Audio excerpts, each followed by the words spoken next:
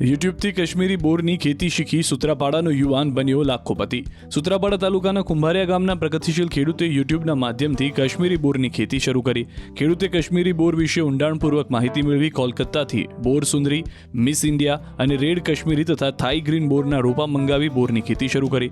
પ્રથમ વખત રોપા દીઠ 1-2 કિલો બોરનું ઉત્પાદન થયું, પરંતુ ત્યાર પછી રોપા દીઠ 60-70 કિલો બોર ઉતર્યા। તેમને પ્રથમ વર્ષે 1.5 લાખ રૂપિયાનું ઉત્પાદન થયું।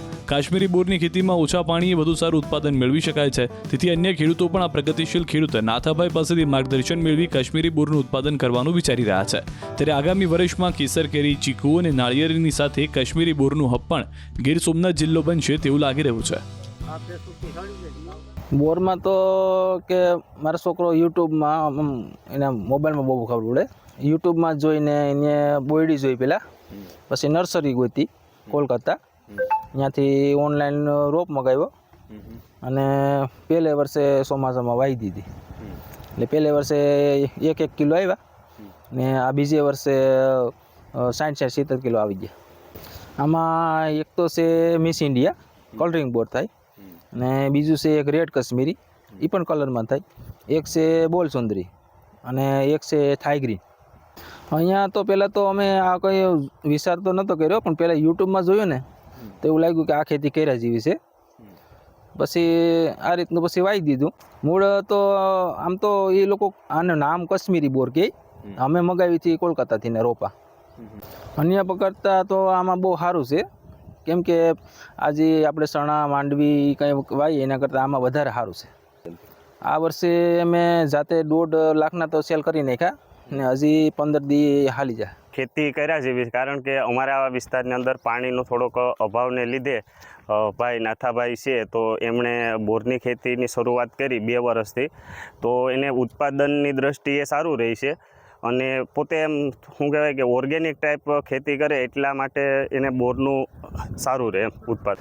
ખેડૂતોને તો સારું લાગે, કારણ કે અન્ય ખેતી કરીએ તો એમાં ખર્ચા વધી જાય, દવા છે, પેસ્ટિસાઇડ ગમે એ કરીએ તો એની દવાની અસર વધારે થાય અને જેથી ખેતી પર બગડે। અને આ જે બાગાયતી ખેતી છે તો બાગાયતી ખેતીની અંદર ઘણું બધું આમ શું કહેવાય કે ઓછી મહેનતે ઓછા ખર્ચાએ ઉત્પાદન સારું થાય એમ। હવે અમે એ વિચાર કરીએ કે ગયા વર્ષે અમે પણ આવી રીતના ચોમાસાની શરૂઆત થાય પછી રોપા મગાવીએ।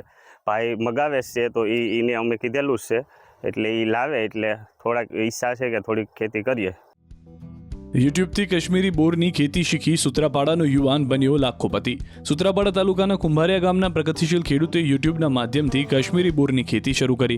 ખેડૂતે કાશ્મીરી બોર વિશે ઊંડાણપૂર્વક માહિતી મેળવી કોલકાતાથી બોર સુંદરી, મિસ ઇન્ડિયા અને રેડ કાશ્મીરી તથા થાઈ ગ્રીન બોરના રોપા મંગાવી બોરની ખેતી શરૂ કરી।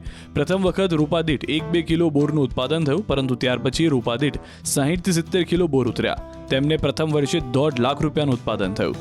કાશ્મીરી બોરની ખેતીમાં ઓછા પાણીએ વધુ સારું ઉત્પાદન મેળવી શકાય છે, તેથી અન્ય ખેડૂતો પણ આ પ્રગતિશીલ ખેડૂત નાથાભાઈ પાસેથી માર્ગદર્શન મેળવી કાશ્મીરી બોરનું ઉત્પાદન કરવાનું વિચારી રહ્યા છે।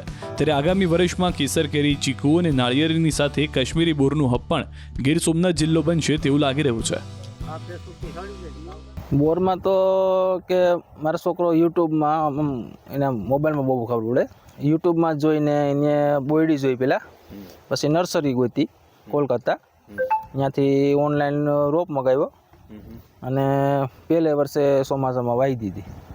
એટલે પહેલે વર્ષે 1-1 કિલો આવ્યા ને આ બીજે વર્ષે 60-70 કિલો આવી ગયા।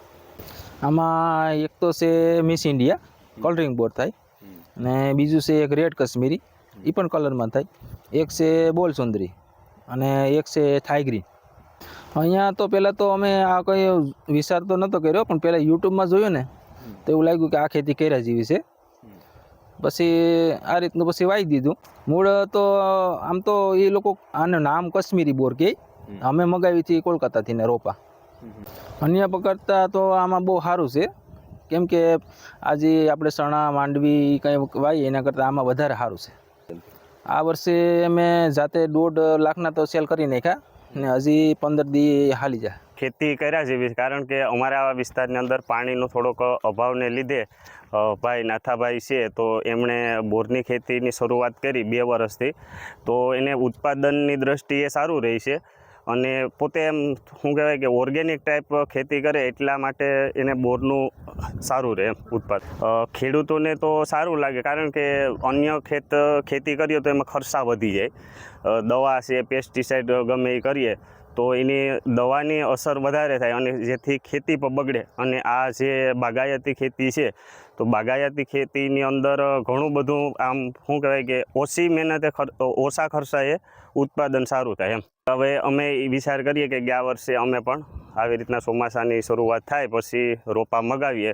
ભાઈ મગાવે છે તો એને અમે કીધેલું જ છે એટલે એ લાવે એટલે થોડાક ઈચ્છા છે કે થોડીક ખેતી કરીએ.